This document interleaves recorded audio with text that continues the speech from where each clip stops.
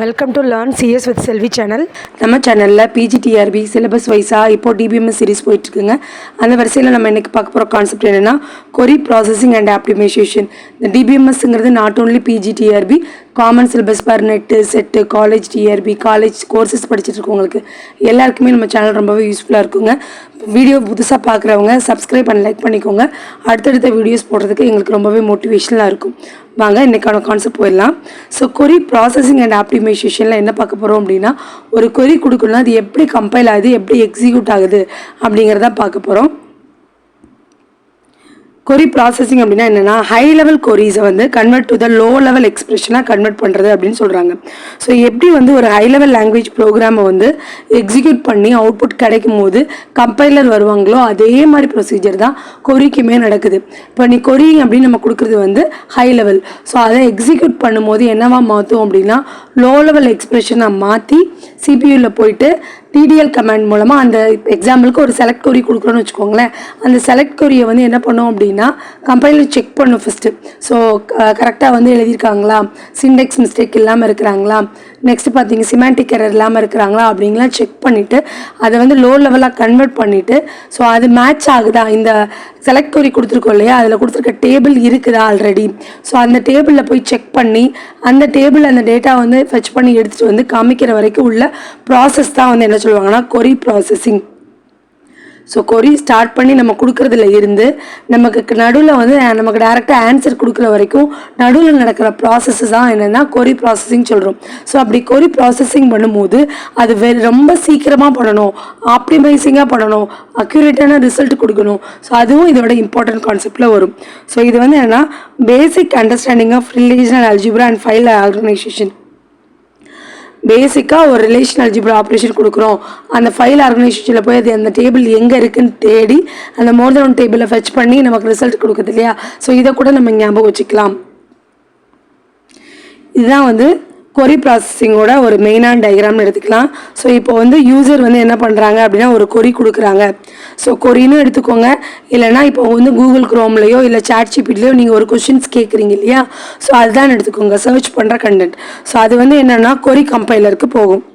So கொரி compiler என்ன பண்ணுவாங்க, so அந்த கொரியில் ஏதாவது மிஸ்டேக்ஸ் இருக்கா அப்படிங்கிறத வெரிஃபை பண்ணிவிட்டு, மிஸ்டேக் இல்லை அப்படிங்கும் போது அதில் கொரி பிளான் ஜென்ரேட் பண்ணி எக்ஸிக்யூஷன்ஸ் என்ஜின் போகும்.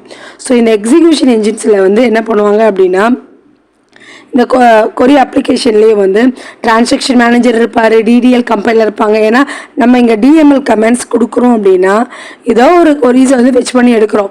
ஸோ அப்போ அங்கே ஒரு டேபிள் நேம் கண்டிப்பாக இருக்கும். அந்த டேபிள் நேம் எங்கே இருந்துட்டு வருவோம், டிடிஎல் கம்பைலர் தான் இருப்பாங்க. அந்த டேபிளில் நம்ம கொடுத்துருக்க அட்ரிபியூட்ஸ்லாம் இருக்கா இல்லையான்னு செக் பண்ணி இவர் எடுத்துகிட்டு வருவார். இப்போ டிரான்சாக்ஷன்ஸ் எடுத்துகிட்டோன்னே அதில் என்ன இருக்கும், லாக்கிங் இருக்கும், கன்கரன்சி கண்ட்ரோல் இருக்கும், லாக் டேபிள் இருக்கும் அப்படின்லாம் நம்ம பார்த்துருக்கோம். ஸோ இந்த ப்ராசஸ்லாம் ஆகி இங்கே ஒரு பஃபர் ரெடி பண்ணி வச்சுருப்பாங்க. ஸோ இப்போது எக்ஸிக்யூட் ஆகிட்டு இங்கே எக்ஸிக்யூஷன் என்ஜினில் போயிட்டு அது எக்ஸிக்யூட் ஆகும்போது இங்கே வந்து என்ன ஆகும்னா அதோட அந்த ஃபைலோட இண்டெக்ஸ், சரியா, அந்த ஃபைலோட இண்டெக்ஸ். ஸோ அந்த ஃபைலோட இண்டெக்ஸ் மூலமாக என்ன பண்ணுவாங்கன்னா அந்த ஃபைலை அப்ரோச் பண்ணுவாங்க. இந்த இடத்துல ஃபைலுன்னு கொடுக்கறது வந்து table and data bases. So table எது மூலமாக கன்ஸ்ட்ரக்ட் பண்ணி வச்சுருப்போம் அப்படின்னா நமக்கு இந்த டிடிஎல் கமாண்டர் மூலமாக வச்சுருப்பாங்க. இந்த ப்ராசஸிங்லாம் முடித்து அந்த பப்பர் மேனேஜரில் போய் ஒரு அவுட்புட்டை எடுத்துகிட்டு வந்து கொடுக்கும். சரிங்களா. இப்போது select star from student where mark greater than 19 வச்சுக்கோங்களேன். ஸோ இந்த ஸ்டூடெண்ட்ங்கிற டேபிளை போய் இங்கே கொண்டு வந்து சர்ச் பண்ணோம். அப்படி சர்ச் பண்ணும்போது, சரியா, மற்றதெல்லாம் எரேஸ் பண்ணிடுவோம். ஸ்டூடெண்ட்ங்கிற டேபிளை வந்து சர்ச் பண்ணோம். அந்த டேபிளில் நம்ம ஸ்டார் அப்படின்னு சொல்கிறதுனால என்னென்ன ஆட்ரிபியூட்லாம் இருக்குது அப்படிங்கிறத வந்து அதை எடுத்துக்கிடும். ஸோ என்னென்ன ஆட்ரிபியூட்லாம் இருக்குது அப்படின்னு அது ஃபைன் பண்ணதுக்கப்புறம் நம்ம கொடுத்துருக்க இந்த மார்க் அப்படிங்கிறது இருக்கான்னு செக் பண்ணோம். ஸோ இந்த மார்க் இருக்கான்னு செக் பண்ணோடனே அதில் கிரேட்டர் தென் 90ங்கிற அந்த கண்டிஷன்ஸை வந்து ஃபெச் பண்ணும். ஸோ இப்படி தான் அந்த டிடிஎல் கமாண்டில் போயிட்டு ஸோ இதை எப்படி எக்ஸிக்யூட் பண்ணலாம், எவ்வளோ ஃபாஸ்ட்டாக எக்ஸிக்யூட் பண்ணலாம் அப்படிங்கிறது தான் இங்கே வரும், எக்ஸிக்யூஷன் என்ஜின் பிளானில் வரும். ஸோ இதை எடுத்ததுக்கப்புறம் இதுக்கு ஒரு 5 ரோ கிடைக்குதுன்னு வச்சுக்கோங்களேன். இப்போ ரிசல்ட்டாக இந்த 5 ரோவை என்ன பண்ணணும்னா பஃபர் மேனேஜரில் வச்சுருக்கோம். பஃபர் மேனேஜரில் வச்சுட்டு அதுக்கப்புறம் தான் என்ன பண்ணோம், நமக்கு ஸ்டோரேஜ் மேனேஜர், அதாவது நம்ம டிஸ்பிளே பார்க்குறோம் இல்லையா, ஸோ அந்த இதுக்கு வந்துட்டு நமக்கு ரிசல்ட்டை காமிக்கும். ஸோ ரிசல்ட்டை காமிச்சதுக்கப்புறம் அந்த கொரியை நீங்கள் சேவ் பண்ணோம் அப்படின்னா அது வந்து டேட்டா பேஸில் போய் ஸ்டோர் ஆகும். இல்லை ஜஸ்ட்டு நீங்கள் வந்து SQL கமாண்ட் மட்டும்தான் கொடுத்துருக்கீங்க, செலக்ட் கமாண்ட் மட்டும்தான் கொடுத்துருக்கீங்கன்னா டிஸ்பிளே பண்ணிவிட்டு அடுத்து அது எரேஸ் ஆயிரும். இதே வியூ கொடுத்துருந்தீங்க அப்படின்னா என்ன ஆகும், அந்த வியூவோட கொரி வந்து ஸ்டோர் ஆகும். ஸோ இதுக்கு நடுவில் தான் இந்த ஆப்ரேஷன்ஸ்லாம் நடக்குது. சரியா, இது ஒன்று ஒன்றா என்னென்னு பார்த்துடலாமா? எப்போவுமே ஒரு ப்ரோக்ராமிங் கான்செப்டை ஞாபகம் வச்சுக்கோங்க. எப்படி ஒரு கோடு வந்து கம்பைல் ஆகி எப்படி ரன் ஆகுது அப்படிங்கிற ஞாபகம் வச்சுக்கிட்டாலே போதும். இப்போ பாருங்கள், ஓவரால் எப்படி இது ரன் ஆகுது அப்படிங்கிறதுக்கான ஒரு சீக்வன்ஸ் கொடுத்துருக்கோம். இதில் பார்த்தீங்கன்னா இப்போ ஒரு கொரி கொடுக்குறீங்க, ஒரு செலக்ட் கொரி. இது கொடுத்த உடனே கொரி வந்து ஃபஸ்ட்டு கம்பைல் பண்ணும். ஸோ கம்பைலேஷனில் என்ன நடக்கும், நம்ம ஆல்ரெடி வந்து ஹையர் லாங்குவேஜஸ்லாம் பார்த்துருக்கோம். ஹை லெவல் லாங்குவேஜஸ்லாம் பார்சிங்னு ஒன்று நடக்கும். சரிங்களா, இதில் வந்து எரர் செக் பண்ணுவாங்க, சிண்டெக்ஸ் செக் பண்ணுவாங்க, அதுக்கப்புறம் சிமாண்டிக் செக் பண்ணுவாங்க, கேள்விப்பட்டிருக்கோம்ல. ஸோ அப்போ வந்து சிண்டெக்ஸ் செக் பண்ணும்போது என்ன பண்ணுவோம் அப்படின்னா கரெக்டான கீவேர்ட்ஸ் இருக்கா, கரெக்டாக கொரி ஃபார்ம் பண்ணியிருக்குமான்னு பார்க்கும். சிமாண்டிக்னா அதில் லாஜிக்கலாக கரெக்டாக பண்ணியிருக்கோமா அப்படின்னு பார்க்கணும். இந்த கொரி வந்து வேலிடாக இருக்கா அப்படின்னு செக் பண்ணணும். அதுக்கப்புறம் எக்ஸிக்யூஷன் பிளான் ரெடி பண்ணும். இந்த எக்ஸிக்யூஷன் பிளானில் என்ன பண்ணுவோம்னா அதை எப்படி எக்ஸிக்யூட் பண்ண போகிறோம், எங்கேருந்து ஸ்டார்ட் பண்ண போகிறோம் அப்படின்னு சொல்லிட்டு ஒரு ரூல்ஸ் இருக்கும் இல்லையா, ஸோ அதை வந்து ரெடி பண்ணுவோம். ரெடி பண்ணிவிட்டு அந்த பர்டிகுலர் இந்த கொரினால் கிடைக்கிற அந்த அவுட்புட்டை வந்து டிஸ்கிலேருந்து ஃபெச் பண்ணி எடுத்துகிட்டு வரும். டிஸ்க் அப்படிங்கும் போது இங்கே என்ன இருக்குன்னா அந்த டிஸ்கில் இருக்கிற டேபிள் அண்ட் டேட்டா பேஸ்லேருந்து அந்த கண்டென்ட் எடுத்துகிட்டு வரும். அதுக்கப்புறம் கன்கரன்சி கண்ட்ரோல் மூலமாக லாக் செட் பண்ணி வச்சுருக்காங்களா அப்படிங்கிறதெல்லாம் வெரிஃபை பண்ணும். கொரி எக்ஸிக்யூட் பண்ணுறோன்னா கொரியை ரீட் பண்ணுறோன்னு அர்த்தம். ஸோ ரீட்க்கான லாக் ஏதாவது இருக்கா, இல்லை அன்லாக்கில் இருக்கா அப்படின்னு பார்த்தா நம்ம ஃபெச் பண்ணி எடுத்துகிட்டு வர முடியும். தென் லாகிங் ஸ்டேட்மெண்ட். இந்த லாக் மாடல் அப்படின்னா சப்போஸ் இந்த எக்ஸிக்யூட்டில் செலக்ட் கொரிக்கு பதிலாக அப்டேட் கொரி கொடுக்குறீங்க, டெலிட் கொரி கொடுக்குறீங்க, இன்சர்ட் கொரி கொடுக்குறீங்கன்னா அப்போது அங்கே வந்து டேட்டா மாடிஃபிகேஷன் நடக்கும். ஸோ மாடிஃபிகேஷன் பண்ணும்போது லாக் என்ட்ரியில் போய் அதில் ஸ்டோர் பண்ணணும். இப்போ அப்டேட் பண்ணும்போது மார்க் வந்து ஆல்ரெடி இருக்கிற 80 மார்க்கை வந்து நீங்கள் +10 கொடுத்து 90 மாற்றுறீங்கன்னா so old and new data வந்து நம்ம அங்கே சேஞ்ச் பண்ணணும். அப்போ தான் அடுத்து வர்ற கொரிஸ்க்கு நமக்கு யூஸ்ஃபுல்லாக இருக்கும். ஸோ அதை இங்கே சொல்கிறாங்க. அதுக்கப்புறம் யூஸருக்கு ரிசல்ட்டை ரிட்ரைன் பண்ணி வியூ பண்ணி காட்ட போகிறாங்க. சரியா, இதுதான் overall flow of execution. Next இதோட ஷார்ட் ஃபார்ம். ஸோ இப்போ கம்பைலர்னு எடுத்துட்டோமா, அந்த கம்பைலருக்குள்ளே என்ன நடக்குது அப்படின்னு பார்க்க போகிறோம். ஸோ SQL கொரி எடுத்துகிட்டு பார்சர் வந்து என்ன பண்ணுறாங்கன்னா பார்சர் டிரான்ஸ்லேஷன் சொல்கிறாங்க. இந்த இடத்துல நீங்கள் கம்பைலர் தான் மெயினாக ஞாபகம் வச்சுக்கணும். Next optimiser. ஸோ இந்த ஆப்டிமைசர் என்ன பண்ணுவார்னா அந்த கோடை எவ்வளோ எஃபெக்டிவாக ரன் பண்ணலாம், எவ்வளோ காஸ்ட் கம்மியாக ரன் பண்ணலாம். இந்த இடத்துல காஸ்ட்டுன்னு சொல்கிறது வந்து டிஸ்க் ஸ்டோரேஜாக இருக்கலாம், இல்லைனா சிபியோட ஸ்பீடாக இருக்கலாம், மெமரி யூட்டிலைசேஷனாக இருக்கலாம். இதெல்லாம் வச்சு தான் என்னென்னா காஸ்ட் அப்படிங்கிறது டிட்டர்மைன் பண்ணுறோம். ஸோ டேட்டா பேஸ் கேட்லாக் அப்படின்னு எடுத்துகிட்டா இது என்னென்னா இந்த கொரியை பற்றின டீட்டெயில்ஸ் இங்கே இருக்கும். ஸோ இதோட இண்டெக்ஸ் ஐடி, சரிங்களா, இதெல்லாம் இருக்கும். அந்த இண்டெக்ஸை ரெஃபர் பண்ணி தான் நமக்கு வந்து எடுத்துகிட்டு வருவாங்க. அதுக்கப்புறம் தான் எக்ஸிக்யூஷன் இன்ஜினுக்கு வந்துட்டு நமக்கான அவுட்புட்டை வந்து ஜென்ரேட் பண்ணி கொடுக்கும். இப்போ பாருங்கள், கம்பைலர் ஆர் பார்சிங்னா என்னன்னு சொல்லி பார்க்கலாம். ஸோ இது வந்து மெயினாக கேட்குற கொஸ்டின்ஸில் ஒன்று தான். சரியா, கம்பைலர் ஆர் பார்சிங். ஸோ இப்போ இதில் வந்து சிண்டெக்ஸ் செக் பண்ணுறது, சிமாண்டிக் செக் பண்ணுறது, ஷேர் பூல் செக் பண்ணுறது, இதெல்லாம் வந்து இங்கே நடக்கும். ஸோ என்ன ஒன்று என்னென்னு பார்க்கலாமா? இப்போ வந்து சிண்டெக்ஸ் செக் பண்ணுறதுனா இப்போ ஒரு கொரி கொடுத்துருக்காங்க, இதோட சிண்டெக்ஸை ஃபுல்லாக செக் பண்ணும். செக் பண்ணும்போது பார்த்தீங்கன்னா இதில் கீவேர்டு பார்த்தீங்கன்னா மிஸ்டேக்காக இருக்குது. ஃபார்ம் அப்படின்னு சொல்லியிருக்காங்க, ஆனால் நமக்கு வந்து கீவேர்டு என்னென்னா ஃப்ரம். ஸோ இதை வந்து என்ன பண்ணோம், ஸோ இது எரர் அப்படின்னு சொல்லி நமக்கு வந்து மென்ஷன் பண்ணோம். இதான் சிண்டெக்ஸ் செக் பண்ணுறது.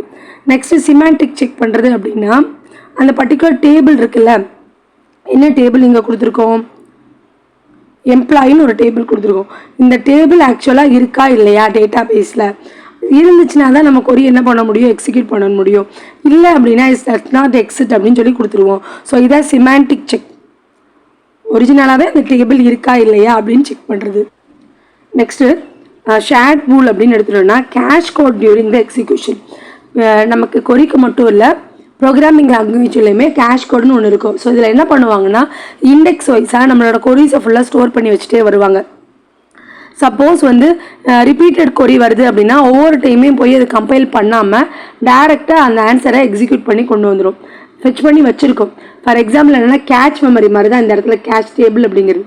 எப்படி கேட்ச் மெமரி பண்ணோம், ரிப்பீட்டடாக ஒர்க் பண்ணுறத வந்து ஒவ்வொரு டைமும் மெயின் மெமரிலேருந்து எடுத்துகிட்டு வராமல் கேட்ச் மெமரிங்கிற ஒரு ஸ்மாலஸ்ட் ஸ்டோரேஜில் ஸ்டோர் பண்ணி வச்சுக்கணும். நமக்கு அதே இது ரிப்பீட்டடாக தேவைப்படும் போது சட்டுன்னு கேட்ச் மெமரிலேருந்து எடுத்து வந்துடும். இதனால் ஸ்பீடு வந்து இன்க்ரீஸ் ஆகும். சேம் தான் இங்கே ஷேர்ட் பூல் செக்கில் வந்து என்ன பண்ணுறோம் அப்படின்னா, ஷேர்ட் பூல் அப்படிங்கிற இடத்துல வந்து நம்ம ரிப்பீட்டடாக ஒர்க் பண்ணுற கொரீஸ் வந்து ஸ்டோர் ஆயிரும்.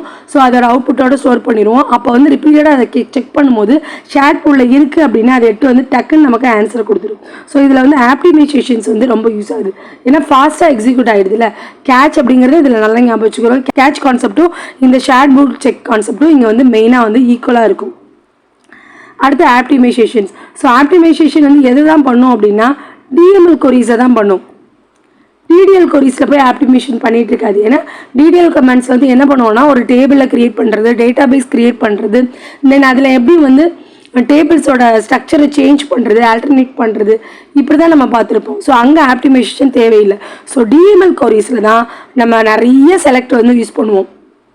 சில நேரத்தில் எல்லாத்தையும் செலக்ட் பண்ணி எடுக்க சொல்லுவோம். சில நேரத்தில் வேர் கண்டிஷன் யூஸ் பண்ணுவோம், அக்ரிகேட் கண்டிஷன் யூஸ் பண்ணுவோம், குரூப் பை யூஸ் பண்ணுவோம், ஆர்டர் பை யூஸ் பண்ணுவோம். இது எல்லாமே நம்ம கொரீஸாக பார்த்துருக்கோம். ஸோ அதில் தான் என்ன பண்ணுவோம் அப்படின்னா நமக்கு வந்து ஆப்டிமேஷன் பண்ணி ஃபாஸ்ட்டாக அக்சஸ் பண்ணுறது வேணும். ஸோ அப்போ டிஎம்எல்ல தான் ஆப்டிமைசேஷன் நடக்குது. இது ஞாபகம் வச்சுக்கோங்க. டிடிஎல்ல பண்ண போகிறோம். ஸோ மல்டிபிள் கொரி எக்ஸிக்யூஷன் பிளான் வந்து வச்சுருப்பாங்க ஆப்டிமைசேஷனில். இப்போ வந்து ஒரு பிளான் வச்சுருப்போம்ல.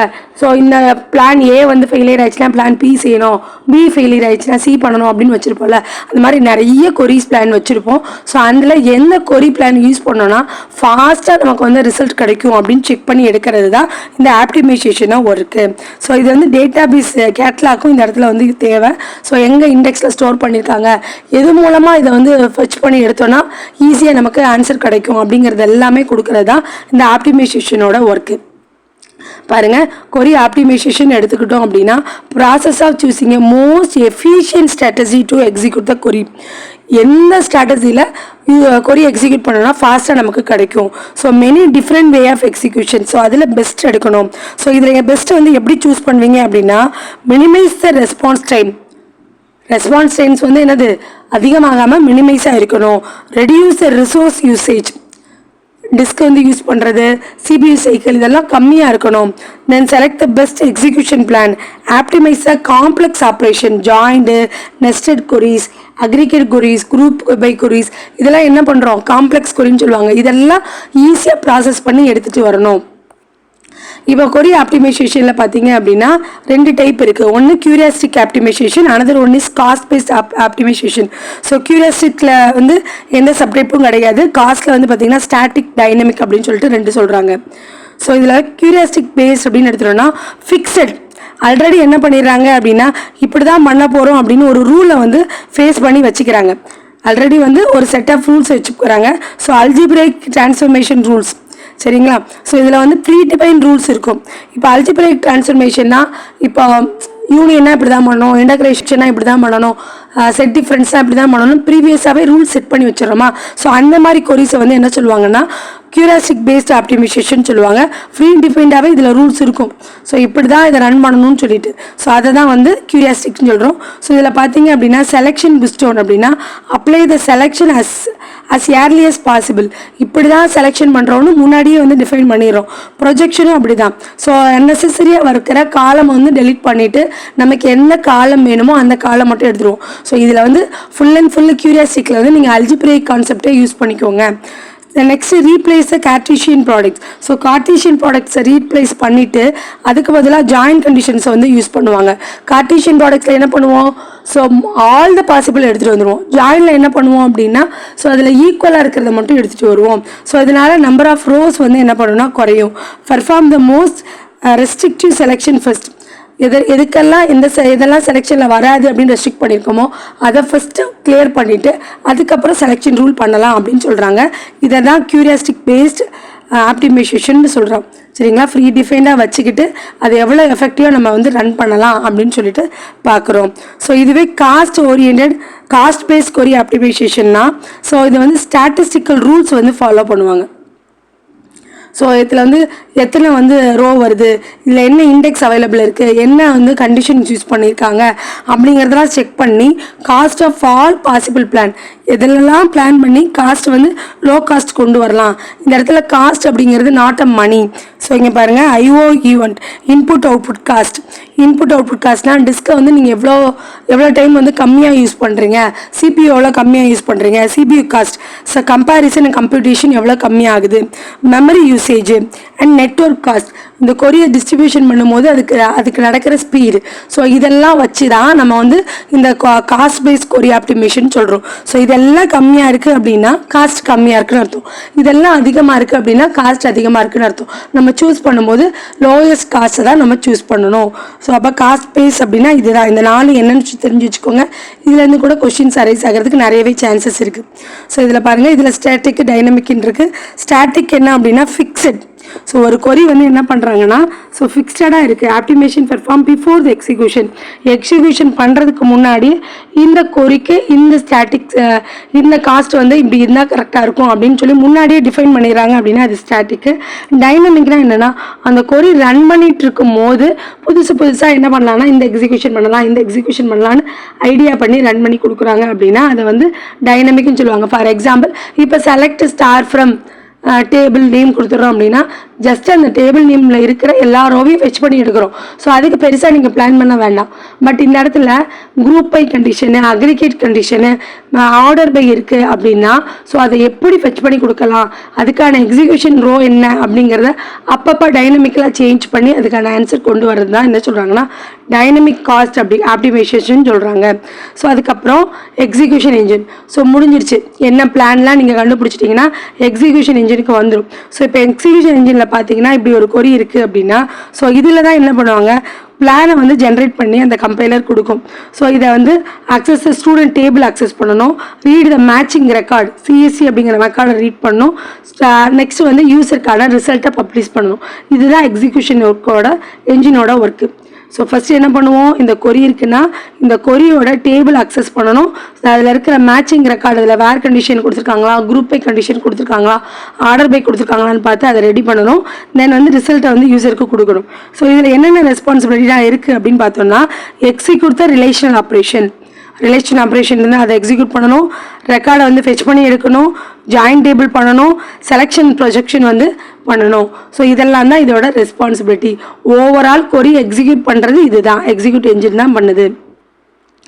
அடுத்து டிரான்சாக்ஷன் மேனேஜர் இங்கே என்ன பண்ணுவார், இப்போ பார்த்தீங்க அப்படின்னா சீக்வன்ஸ் ஆஃப் ஆப்ரேஷன் இருக்குது அப்படின்னா அந்த ஆப்ரேஷனோட டேட்டா வந்து ஸ்டோர் பண்ணி வைக்கிறதுக்கு யூஸ் பண்ண போகிறோம்.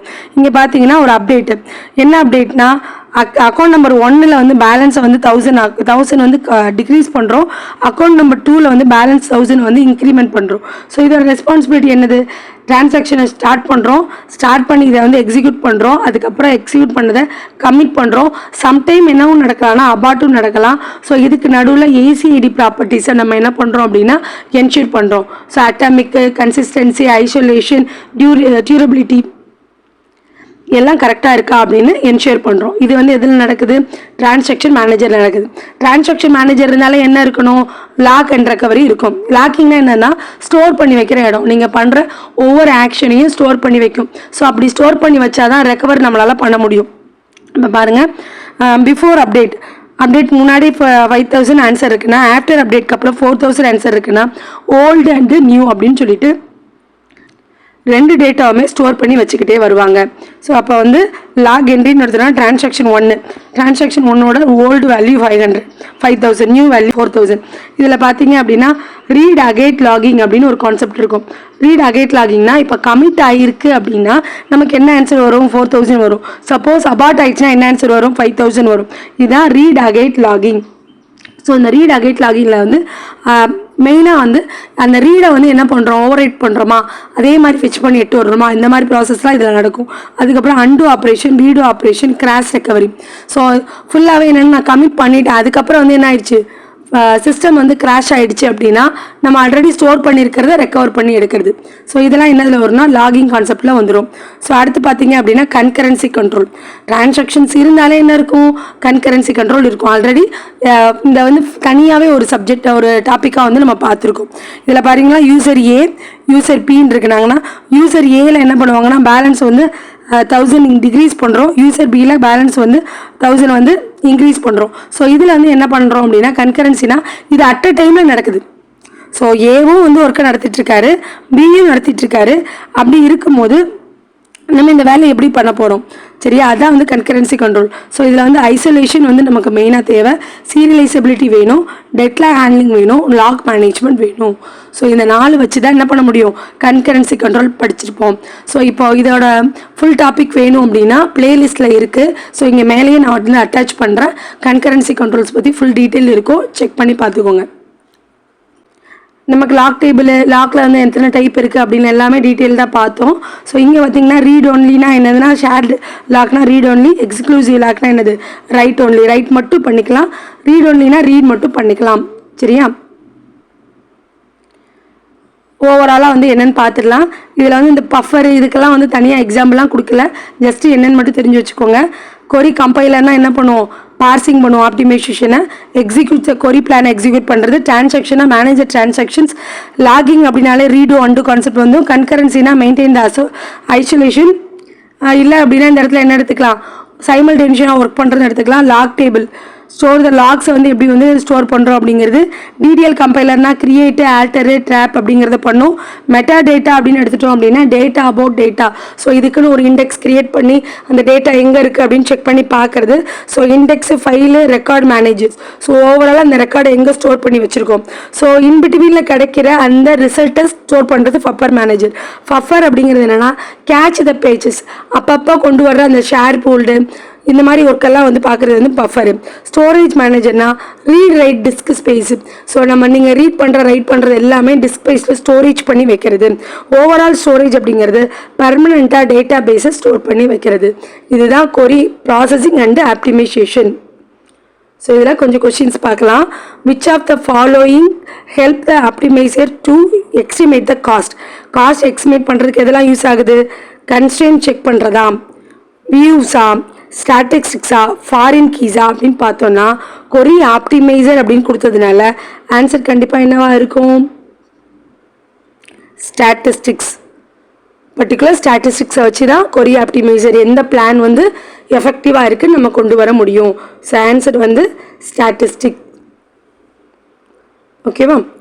அடுத்த question, select the best way to speed up the following query. இந்த கொரியை ஸ்பீடாக ரன் பண்ணணும்னா எந்த வே பெஸ்ட்டாக இருக்கும். Select star from order where customer ID equal to 101. So இதில் பாருங்கள், clustered index on order ID. கிளஸ்டர்னா குரூப் ஆஃப் அப்படின்னு சொல்லிட்டு ஒரு கான்செப்ட் வரும், இது டேட்டா மைனிங்கில் வரும், சரிங்களா? அதுக்கப்புறம் ஃபுல் டேபிள் ஸ்கேன் பண்ணுறது, ஹேஷிங் பண்ணுறது, இண்டெக்ஸ் அண்ட் கஸ்டமர் ஐடி. இதை வந்து ஃபுல் ஸ்கேன், இப்போ ஒரு 1000 ரெக்கார்டு இருக்குன்னு வச்சுக்கோங்களேன், ஃபுல்லாக ஸ்கேன் பண்ணிகிட்டு இருக்கிறது தப்பு, சரிங்களா? அப்போ இது வராது. கேஷிங் வந்து இங்கே நடக்காது. கேஷிங் வந்து என்னென்னா டேபிள் அந்த கொரிக்கான அந்த கேஷிங் கோடை தான் வந்து வச்சுருக்கோம். ஸோ அதே மாதிரி இங்கே கிளஸ்டருங்கிறது குரூப் ஆஃப், இங்கே குரூப்பில் நடக்கலை. ஸோ அதனால் இதுவும் கிடைக்காது. அப்போ என்ன ஆன்சர் வரும் அப்படின்னா இண்டெக்ஸ் அண்ட் கஸ்டமர் ஐடி. இங்கே கண்டிஷன்லேயே கொடுத்துட்டாங்க கஸ்டமர் ஐடி 101ன்னு.